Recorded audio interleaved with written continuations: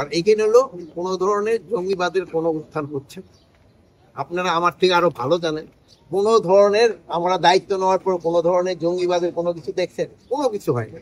এবং আল্লাহ দিলে আপনারা যদি সবাই সহযোগিতা করেন, জনগণ সাথে নিয়ে আমরা যদি কোনো ধরনের কোনো সমস্যা হয়, আমরা সবাই একসাথে মিলে। মাননীয় উপদেষ্টা মহোদয়, আপনি যেটা বলেছেন, কিন্তু তারা যে ঘটনাগুলোর ব্যাখ্যা দিয়েছে, এই ঘটনাগুলো তো আমরা ঘটতে দেখেছি, বিশেষ করে তৌহিদি জনতার নামে।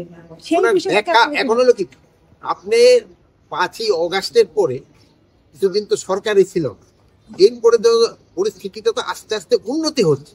আপনি প্রথমে ওই পুরানো ঘটনাগুলি নিয়ে আসতে তো হবে, এগুলি আস্তে আস্তে উন্নতি হচ্ছে, আরো উন্নতি হবে। এখন ধরেন যে আমরা বলবো যে আইন শৃঙ্খলা পরিস্থিতি মোটামুটি স্যাটিসফ্যাক্টরি, বাট এটা আরো উন্নতির অনেক অবকাশ রয়েছে, এটা আস্তে আস্তে আরো ভালোর দিকে নিয়ে যেতে হবে।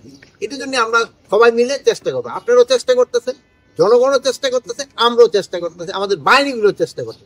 আমরা যদি সবাই একসাথে কাজ করি, এটা একদিন ভালো হয়ে যাবে অবশ্যই।